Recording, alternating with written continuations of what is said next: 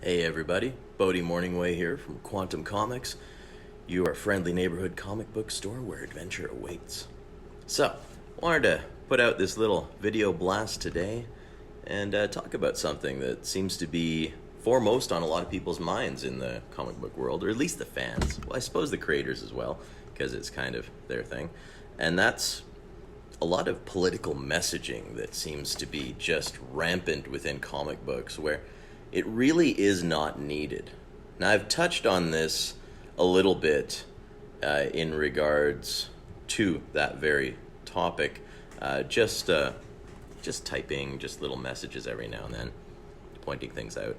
But yeah, I mean, it's become really crazy. And comic books, although they certainly have had their moments of having politics and social issues within them, it's never been the main focus, or at least rarely. I mean, there's that one big issue way back when in the 70s when Stan Lee did an issue on drugs, and he actually went against the comic book code in order to do that because he thought it was important.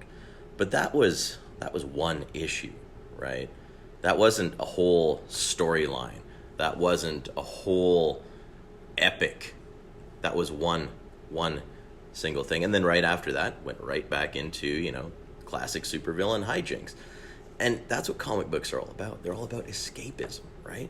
So, I want to highlight a couple of titles that do not have any kind of political messaging, social justice, ramifications, none of that stuff. And this falls right into one of my personally favorite categories.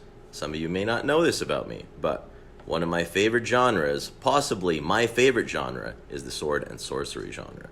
So, of course, I am going to talk about two titles, well, technically three titles, that fall into that category by two different publishers. First, Marvel.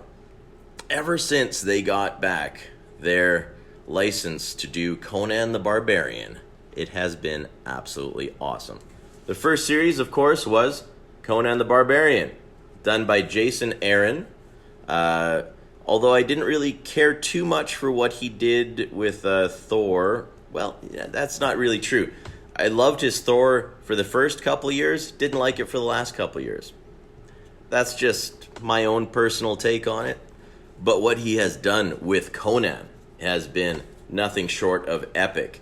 His storyline is a long storyline, but it's one that doesn't necessarily continue because he tells stories from all throughout Conan's extensive life. But it's an overarching story theme, and it's called The Life and Death of Conan.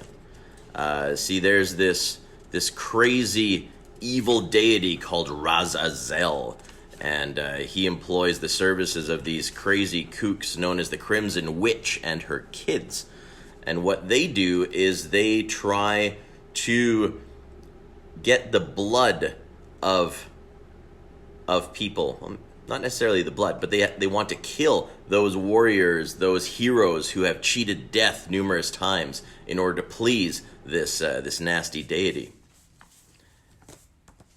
Here's an awesome double-page spread by the artist whose name is Mahmoud Asrar. Yes. I may or may not have pronounced it properly. I have no idea. But pronunciation is not the issue. The issue is how awesome the artwork is, and it is fantastic stuff. This is actually the third printing of number one. So it has gone through at least 3 printings, possibly 4 printings. So I'm not the only one that has noticed how awesome this is. I mean, check out some of these things. Very sweet. Very sweet. So yeah, it's an overarching story theme, but it's almost a bunch of one-shots because it highlights different moments in Conan's life. And every story begins and ends, but it has that little continuation of the overarching theme of the Crimson Witch and her crazy kids, which are following Conan throughout all his life, looking for that prime moment where he has just got all that crazy heroic energy, and then, at least that's the theory, I don't think they're going to manage to kill Conan. Do you? I doubt it. But that's not Marvel's only awesome series. Savage Sword of Conan. Awesome, awesome series done by Ron Garney and Duggan, whose first name escapes me at the moment. Let me see, Jerry Duggan.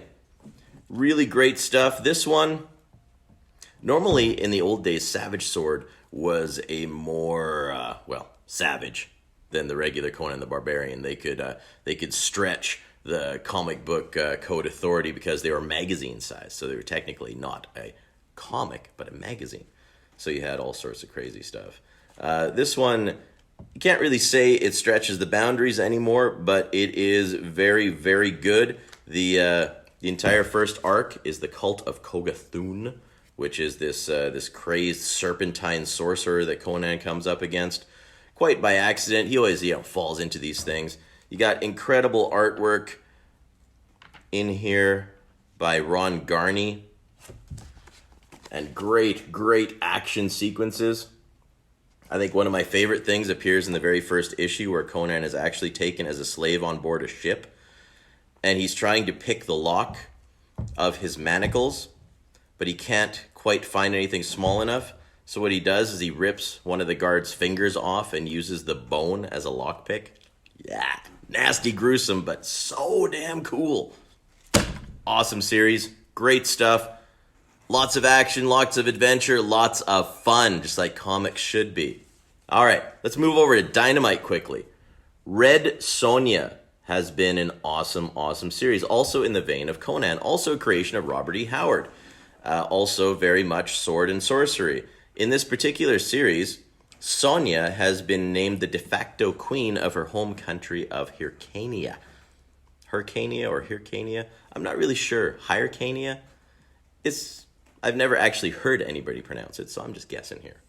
But again, good art, good action. This one does have some social political things in it, but it doesn't reflect the modern world so much, in the sense as Sonja has to come to terms with her own people and figure out a way to rule them and find a way to survive the onslaught of the Zamoran army, which in this time has conquered a great deal of the Hyborian world.